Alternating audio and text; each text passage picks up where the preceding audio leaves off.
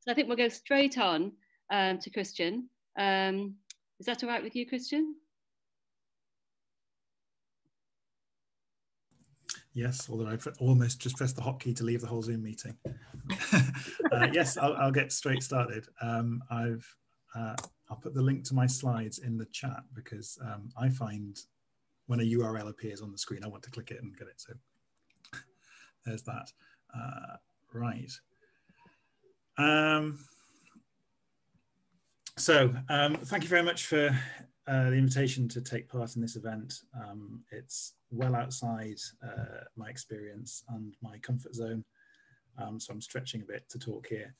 And up until this morning, I didn't know what I would say. I eventually realized at some point there's one picture I'm going to need to show you, so I might as well make some slides, and I've done that.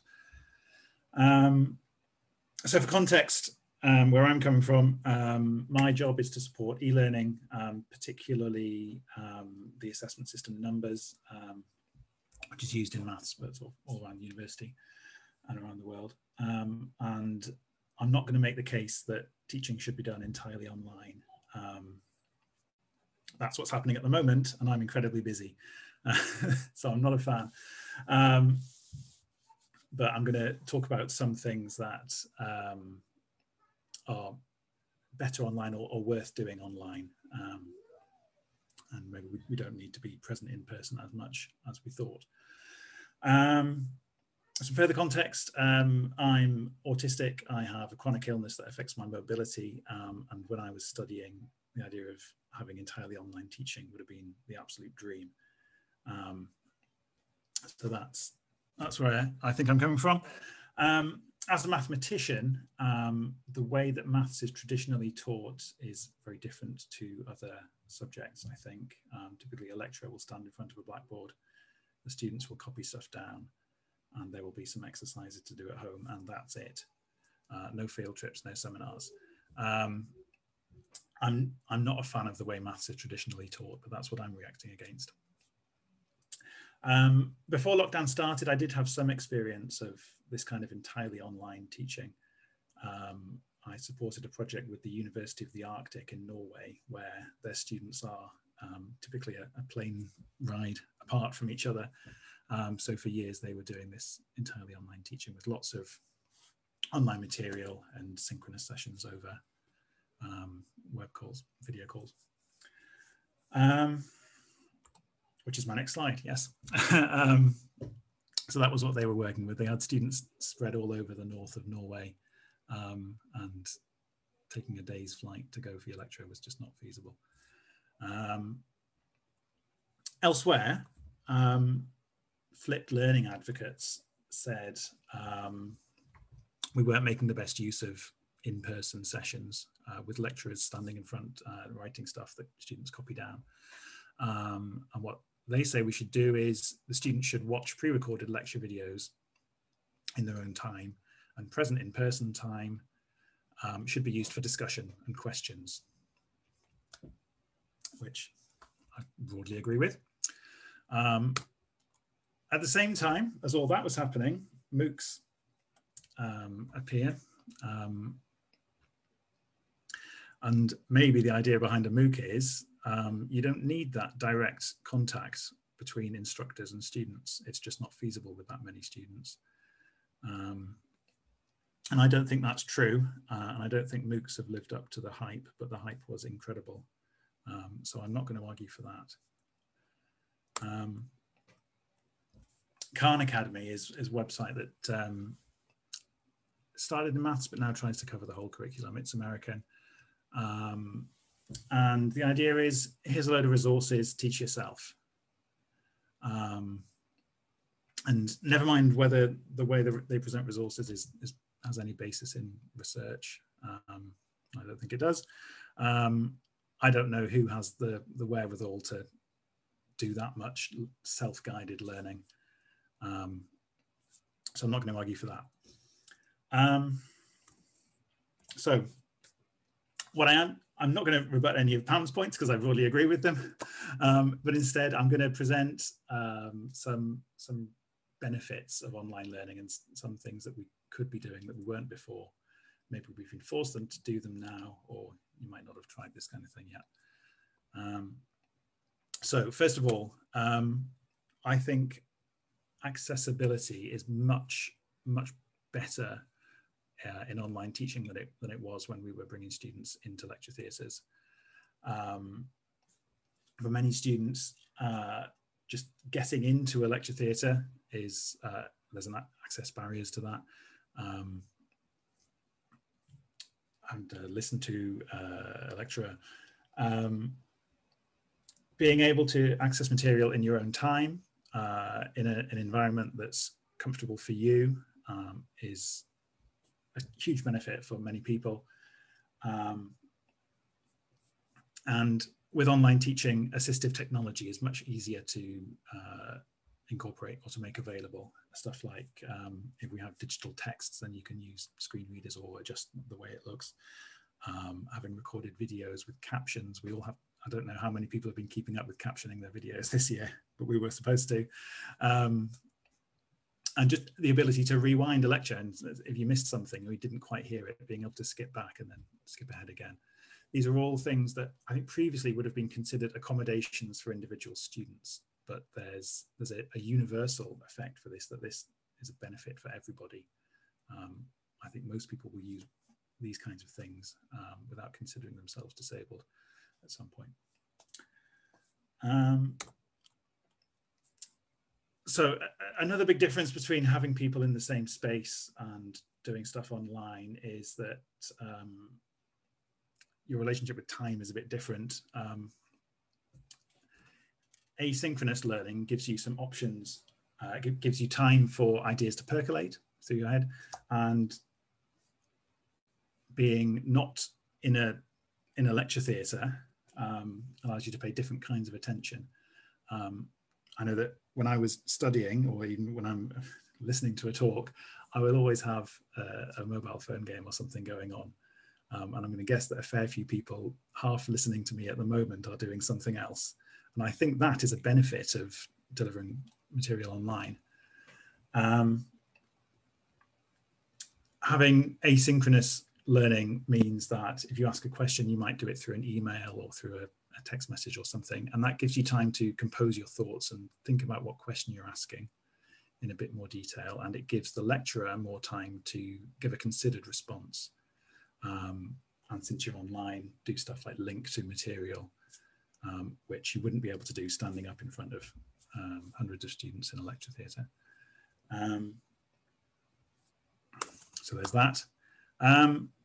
So we've been using VLEs, virtual learning environments, for years and years, and everybody hates them, and I hate them. There's a web search for I hate Blackboard, everybody hates Blackboard. But they did succeed at one thing, at least. And I think it's this, it's collecting material. I mean, that's the one reason that we began using virtual learning environments to begin with. Being able to organize all the material for a course. Here I've got one of our maths courses. It's got excerpts from a textbook. It's got the lecture notes the lecturer wrote, recordings of lectures, and a quiz at the end. And something that would have previously been considered a study skill, the ability to organize all your notes and keep them in a big binder that you can find the right thing at the right time, I don't think is necessary. And I think that is hugely important for learning. So my last bit is my job, automatic feedback. I think within maths, this is hugely important. And I'm sure it could apply in other subjects. The idea is, if you've got a computer that can give you automatic, immediate feedback on something that you've done, that can really help develop your understanding and promote learning. And I'm not just talking about assessment. So not, here's a question, it was right or it was wrong, for the purpose of awarding credit or even formative assessment. I mean, immediate feedback from a computer that has done something that you wouldn't be able to do on your own. So traditionally in maths, we would give students a list of questions to answer. They would maybe hand them in and they could have feedback in 14 days, or if they attend the lecturer's office hours, which is if you're sat staring at something and you have to decide whether it's worth trekking in or waiting all week to get help with, I don't think that's ideal. So here's something. The feedback isn't, I'm not just going to talk about like multiple choice questions or even questions where you have to do a calculation, but here's one where, I don't know, you have to do some calculations in the first part, and then there's a multiple choice thing to check understanding, make a decision at the end. I think that's really useful on its own anyway, just being able to immediately get, yeah, you had that right, or no, you didn't, to either to boost your confidence or to identify weak spots. But I think there are so many other opportunities for more open exploration using interactive stuff on a computer. Here's one example from numbers again, where you might want to choose a method that you're going to use to solve a problem.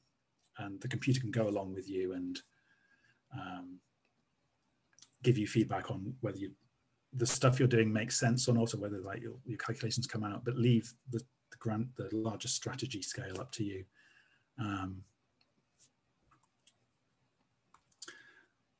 Or stuff where you just present the student with a system and they can play about with it. And you get that kind of immediate feedback of seeing what it does and how it reacts. And that can lead you to come up with your own questions about something. It can develop much greater understanding than just reading about how something goes in a static way. I think that's something computers are really good at, which is maybe hard to arrange in person. It's the kind of thing that you sort of have to do in your own time.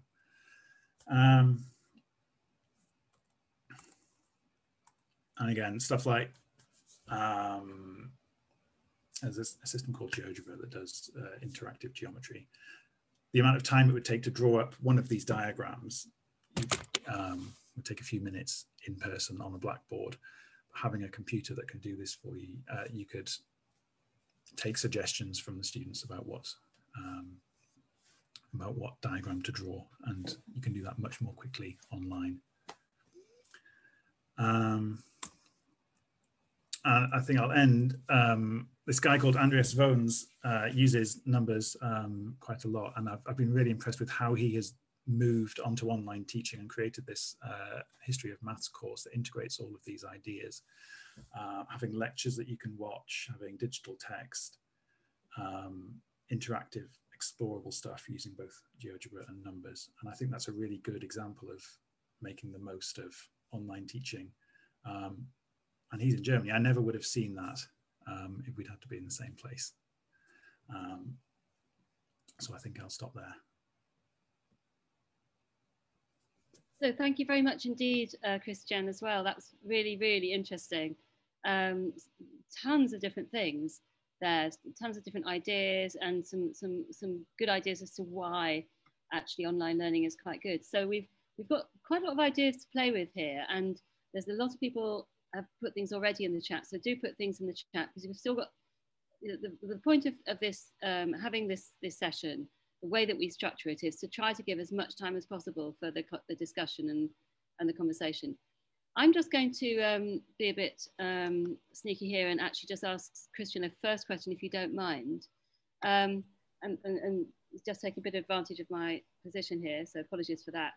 But you didn't say anything about what you've done, and I looked it up online and it was incredibly interesting. So you're the lead developer of an e-assessment system, Numbers, and you've been doing that for over a decade. So can you just tell us about that in relation to the things that you've been saying are good for online?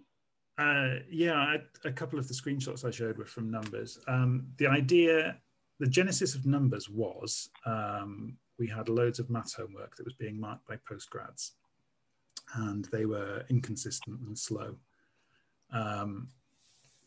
So the person who hired me ages ago first of all, got in a commercial system which did this online assessment, like purely to replace homework. And it would mark it. It would be in some sense objective, but there's no such thing as objective assessment. And eventually we decided to start from scratch again, and the system Numbers was what we made. And we realized that just this kind of summative assessment is in no way making the most use of the capabilities of online tools.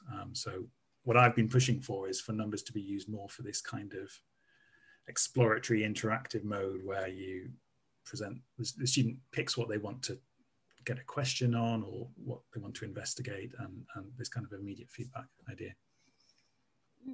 So it sounds like you use it around the world, is that right? Yes. Yeah, all over the place.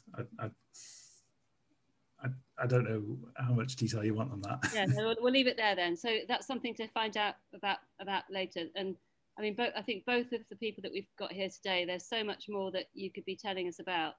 You know, both, you know, Pam's work again that she does internationally, and Christian's work that he does internationally. You know, there's so many resources at this university for investigating where we are with online teaching and learning and face-to-face as well. So, right, let's get straight to the questions then. I'm going to kind of go, to be fair, kind of go down them more or less in the order that people have given them. But if I'm able to spot things that are connected, I might jump ahead. So one question is, and this does come up as a bit of a thread, and several people have been talking about this, is how to encourage debate and challenge in an online setting. So, and then somebody else has sort of said, you know, that, yeah, online discussion boards can be very challenging to keep going, but some cohorts are really good at it, but not others. And sometimes having these online boards can be on the assumption that students have done their online learning before going to the seminar, and that isn't necessarily right. So, you know, and several people are saying that getting students to engage with the flipped model is quite hard. And then Roz is saying that, agreeing with Alison's perhaps comments, that having space and time to encourage through effective moderation, and that Roz is seeing discussion board tasks or opportunities to test out understandings and rehearse ideas ahead of getting together in a session where additional discussion takes place. So there's a bit of discussion here going on about online discussion and how to best use it and how to encourage it. What different ideas do you both have about that? So my first thought, Liz, is that, you know, collaboration is a really important part of learning, and sometimes gets overlooked because people focus on the content stuff rather than, you know, the process, its product. And it is really hard to get people sort of collaborating. And we probably shouldn't forget, when we're worrying about how you do it in Zoom, that actually it can often be quite difficult in a room. So even the physical presence, I think, helps. And I suppose the big problem is that lots of us have learnt the tricks of how to do it in a physical room, and now we're trying to, you know, use similar, learn new tricks for online. And I mean, the comments in the chat, I mean, we've all developed a lot of knowledge on this. And some of the people who are here today already had a lot of knowledge. I mean, I, you know, recognize lots of names of people who've really helped me to learn how to do this. And I think so like, you know, collaboration is an old idea, newly problematized by trying to do it online. I mean, the engagement versus presence thing that somebody said, just because they're there, you know, they're not necessarily engaged. And you see this in schools, you know, if you're trying to suggest to teachers that they might want to do sort of more innovative, sort of inquiry-based learning, there's often a reluctance, because there is a feeling that if you've got the kids all sitting in front of you and you're telling them things, they are somehow learning in a way that they wouldn't, you can't tell if they're learning if they're doing these other things. And arguably you can't tell if they're learning if they're sitting in the room looking at you. You can, so I think this is my irritation sometimes with the sort of digital take, is that some of these problems are as old as humanity, and yet it becomes all about the digital, and it becomes about the tools rather than what you do with them. Yeah, I'd say one final point on the whole, you know, benefits of asynchronous and flipped learning, this idea of this being a modern idea. Essentially it is, you know, go to the library and do some reading and then come in and have a discussion about it, isn't it? I mean, so yeah, I think yes, flipped learning isn't new. Yes, no, it sounds it, but it's not. Yeah, no. Thank you very much. That's really good. Christian, would you like to say something? Yeah, I think so. Yeah, I think my gut reaction was that engagement is much easier in person. But I was one of those students that turned up to the lecture and sat there and did something else on, it wasn't my phone back then, it was a big clunky laptop. And probably didn't look like I was at all engaged with the lecture for the entire hour. But online, I think I feel able to engage a bit more, having a bit more time to react to things. So it's not as straightforward as engagement is much easier in person. I think between people it differs, and between different kind of contexts. But there are things you can do, and we are developing these kinds of things, ways of making it better. Blackboard discussion forums I've never seen work well. And I think someone mentioned looking at the viewing figures for their pre-recorded videos. I think every talk I went to before 2020 about people trying to do flipped learning was, well, I put all the notes up and I recorded a load of videos about each of those, and almost nobody watched the videos. So we'll eventually work out what works and what doesn't, or we'll be let outside again, I don't know. Okay, thank you. No, thank you. And I think what you both said about engagement and discussion, I think this is going to come up again now. This isn't the last time we've dealt with it in this seminar now. But I'm just going to move on a bit. We can still come back to that. But this is a question from Fiona. Hello, Fiona, that says, absolutely agree on chance meetings and the difficulty of delivering some experiences. However, online field trips can be more accessible and inclusive, and there are some good examples of virtual field trips, even pre-COVID, to environmentally sensitive tourist locations. So I'm just going to say that I might add in another couple of questions so that we're doing a few questions at once. So that's from Fiona, so don't forget that question about the advantages of doing things that might feel like it can only happen if you're actually in the place. Let's just see.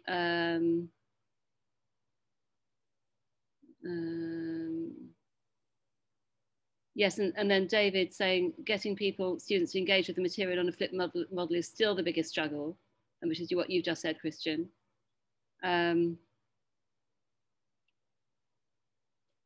It's quite an interesting one, Liz, about ethics of online discussion. I don't know if you saw that one come up. I was thinking. Yes. Yes. Do you want to read that out now? And let's deal with the field trip one, and then we'll come on to. Okay.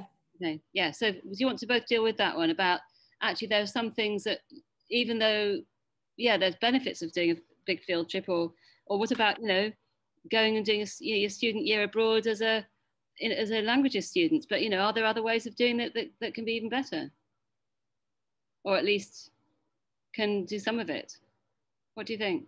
Well, I think you've got me on the accessibility, inclusiveness, and environmental aspect of being obsessed with always having to be physically present. And I think presumably there are times when online can work very well, but we must there are other times when it's just really good to all be in the same space. And I just wonder, field trips aren't my thing, but I suppose if I'm thinking about visiting really interesting schools, my sense would be that it might be good to do sort of Zoom meetings with a particularly innovative school in Australia, and it would certainly be better than me getting on a plane and going all the way there, and from an environmental perspective.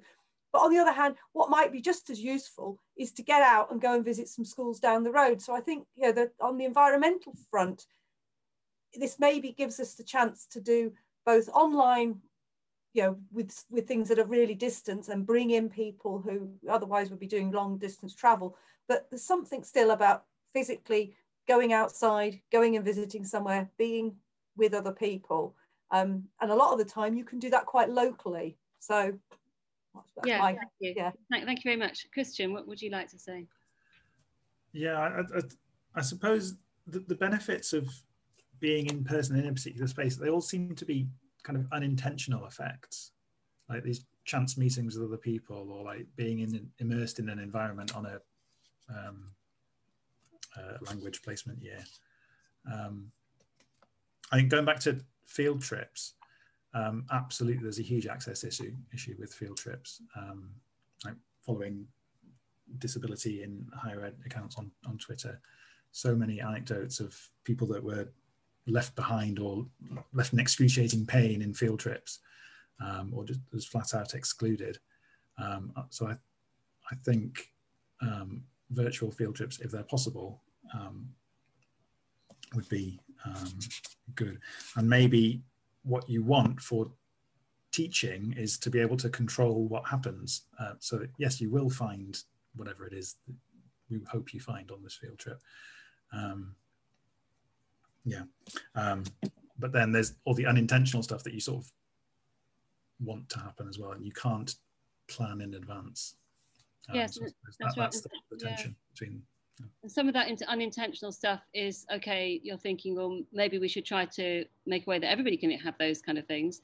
But other those non-intentional things are, you know, they're the relationship things, those little conversations that happen in the sides, you know, that you can't legislate for, you can't know.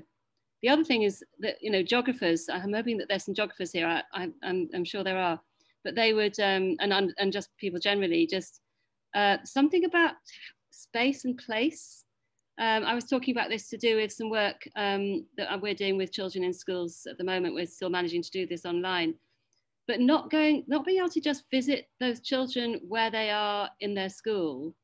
There's something when you walk into a building, there's something you get, the messages you get all around you, you know, all around that building, the kind of, there's what's on the walls, there's a smell, there's the noises, there's the people who talk to you, there's the tone of the institution that you get from all a myriad different ways, the tones of an institution, and the kind of hidden curriculum, in inverted commas, of that institution, which you can't really get. I mean, maybe we could study it and work out a way to get some of that online. I've got no idea, but you know, there's a lot of that you can't get.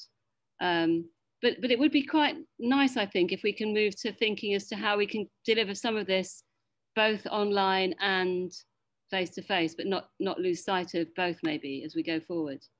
So Pam, do you want to read the ethical issue? Oh, somebody just brought up, it was quite a while back, you know, let's assume we've got everybody feeling very comfortable in the online, you know, discussion, and they're chatting away, but there is always that issue of you haven't got complete control over who might be listening. So the ethical thing of, you know, and if you're encouraging people to open up and have, but my immediate thought is just lots of these problems now just exist anyway, because even if you're in a physical classroom, it's quite likely somebody could be recording and could go and post it on. So I'm not sure it makes any difference. I think it's this idea of being in a very sort of, you know, connected, digitally enabled world, which, you know, and perhaps it's quite good that the online thing at least forces us to think about it.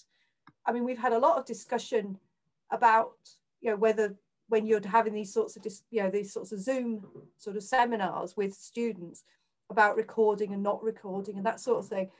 And we never used to worry in the same way about whether people's voices got recorded when we were recapping a lecture. And, you know, it's just really interesting that everyone's suddenly worrying about something that we never did. So, yeah, that was my thought on the ethics. I mean, I don't really have an answer on the ethics. I was just interested that somebody had brought that up, this idea of, thank you. Yeah. So ethical issues, are there any other ethical issues of your work, Christian? I don't know. We haven't talked about analytics and all that other ed tech stuff. Oh yeah, do you want to mention that? That's really good. Yeah, because it's easy to chuck in if you're doing stuff online. It's something I resist. Can you explain what you mean? So the idea that you might track whenever a student opens a particular material, you might track how long they spend on it, and exactly what they do. And come up with quantitative measures of engagement or whatever you want to measure. Do you think it was a good idea or a bad? Can I say mixed? Is that allowed? Yeah, of course, yeah. Because I suppose getting a rough idea of things is useful. Like if I make a load of videos and I see that only one student out of 300 has watched a minute of it, I know that it's not worth doing again. But if I start pestering every student saying you've only watched 4 out of the 5 minutes of this video, then I think that's an intrusion, and might not even be in the student's best interests. They might already know what was covered in the material. So it's possible to make very easy decisions when you're using technology without thinking too much about the consequences of them. Even like setting criteria for completing a module based on some metric, like you must have accessed every resource and you must have answered every question correctly. But the kinds of things that you can assess automatically might not be a full assessment of the understanding of the module. They might not be fair. There's a whole load of issues about why you have to be careful with that kind of thing. No, I think, thank you for raising the question of analytics. And I mean, actually, I don't suppose we've really thought about the ethics of that in terms of what students are signing up to, allowing us to collect in terms of that. You know, have we given, as a university, given that real thought? I mean, I guess because it's all gone on up so quickly that there's not any mass collecting of data going on. I would certainly hope so. But no, I think yes, have been pretty good as well at being careful and cautious about introducing these things. Nothing has been just suddenly imposed, which I've heard of it at other institutions. That's good, yeah. Before lockdown even, I can remember feeling very uneasy when we started taking attendance for lectures, which there were several reasons that started, but there's a lot to think about there as well. About who's tracking, who's physically coming in to attend a lecture. No, thank you. So I'm going to read out the question from Rebecca Nicholson in a minute now, but just to also ask to recommend to you to look at the chat, because there's been really good answers that have come up with this whole question of space and the social aspects of space, or the tactile, visuals, you know, the sense, the sounds, you know, what people have got from being in, you know, and some people have been, you know, got some tremendous amount of points from being in space. So please do look at the chat, because, and please can you all carry on, and you know, we probably need to think about how to include the chat in some way, because I think you're all coming up with some very, very interesting comments. Now, I just scrolled quickly through. So there's a question here about whether from Rebecca Nicholson, is online learning and the potential focus on the digital subject dependent? And what might successful online teaching look like in subjects such as performing arts? So Rebecca says she's based in Open Lab in the School of Computing, and her research explores the potential of the role of technology to support pedagogy within performing arts. Technology has come on leaps and bounds, and we develop our own tech in the lab. However, the issue we're seeing time and time again is the loss of liveness within online async learning, when technology has not really caught up with the loss of a safe space for students. Also, a friend of mine, their daughter's just gone for the first year of university in London doing a performing arts degree. And certainly, I know that they've done an awful. This person is quite satisfied with what they've had, amazingly, for the first semester. You know, a massive attempt to. But I think the students meet face to face in the street. You know, so there's still some kind of face to face that happens. So if I can just ask you, both of you, and also in the chat, if you can also reply in the chat, please reply in the chat. Do you think, you guys out there, because we can't really easily, well, this is interesting in itself. I can't easily convene this seminar in a way that can have all of your actual voices spoken, but I can ask you to put it in the chat, which obviously has interesting implications that you can all take part all at once, and you can certainly just get it in whether I ask you to, you know, to speak or not. But it's a shame we can't include your actual voices. So what do you think? Pedagogy dependent, Pam and Christian? Does it work better with maths than something else? Yeah, I think the way maths is traditionally taught is very amenable to transferring online. The kind of idea that you present a load of stuff, and once you've learned it, you've learned it. Every time we have a curriculum review in maths, we decide that we're going to do it properly and do the Socratic method, and it's going to be all students do their own reading, but then we have lots of discussion, and we should teach them problem solving, all that collaboration, like what real research maths is. But then we end up teaching lectures of, here's a list of theorems, they're in the book, the exam will be do this calculation, recite this theorem. So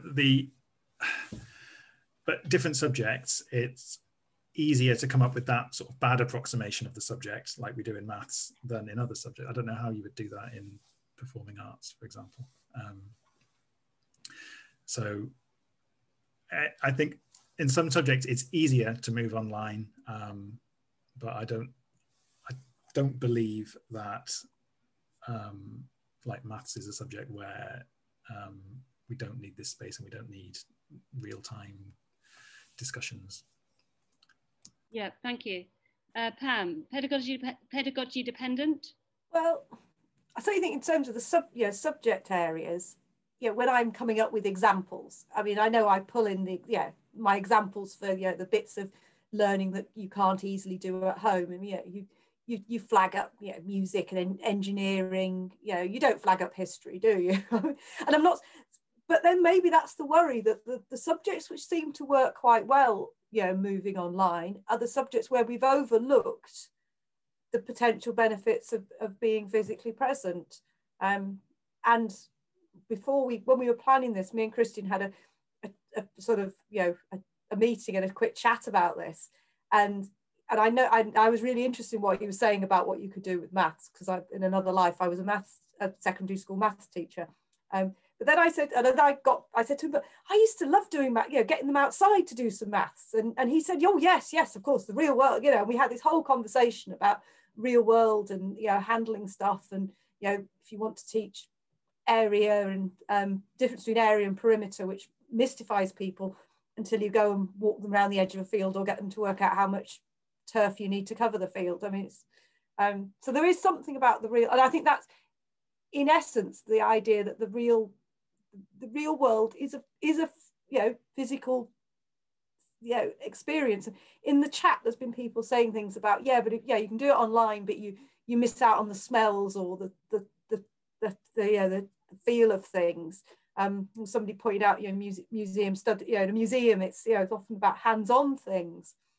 And I don't know about anybody else, but the idea of doing either art galleries or museums from my bedroom just doesn't appeal to me. I want to go to an art gallery, and yet that's completely visual. You'd think, well, actually, you'd have thought you could do that quite well in your bedroom. But anyway, I've gone on too long.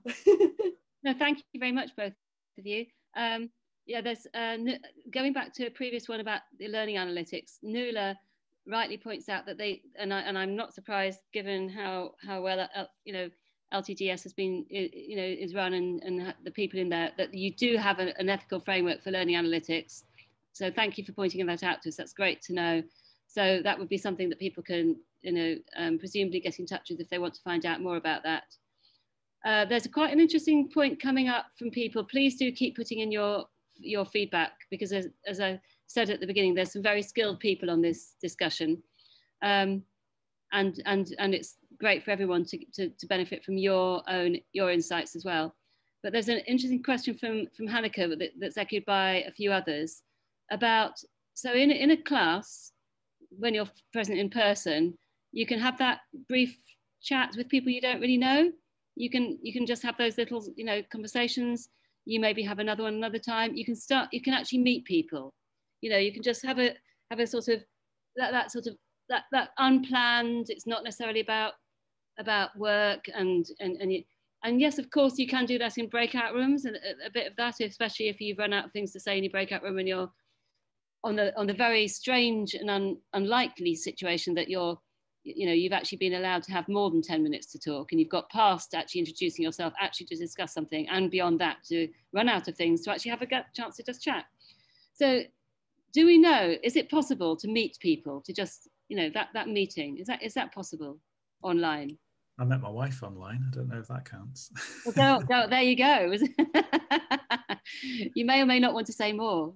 No. I think I'm going to say I've got a thesis now. I think there's the difference between what we were doing before and what we're doing now is there is this unintentional and intentional stuff. There's so much more that we have to plan in advance now. The reason we're also overworked is we're having to do so much work in advance of students seeing any of the material we make. And I think getting making it so that people can get to know each other is another thing that we have to plan. Have to find a way of making possible. Thank you for that. So it's something we have to plan.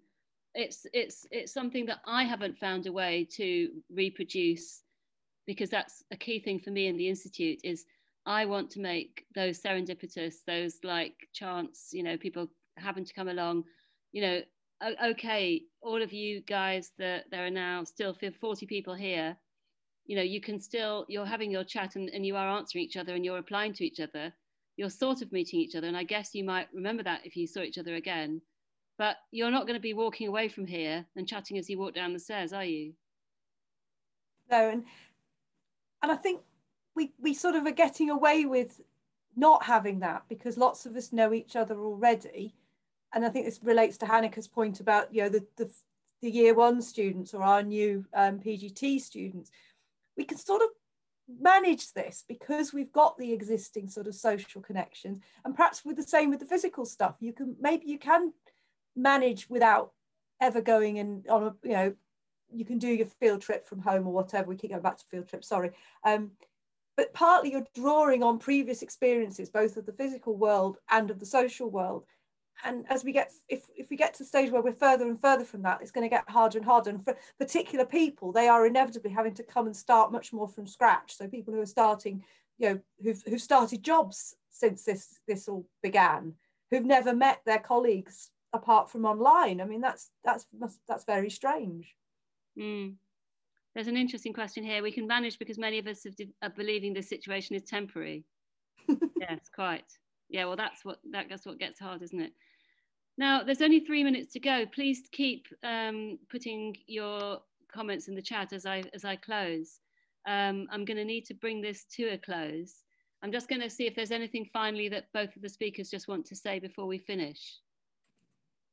You don't have to, but is there anything you'd like to say in finishing off? There's just so much interesting stuff in the chat and people's recommendations. It's just and then the conversations people have been having, and then the recommendations are just really good, which is, yeah, it's just such a shame we didn't get to meet in person to have these conversations. Yes, Christian, thank you.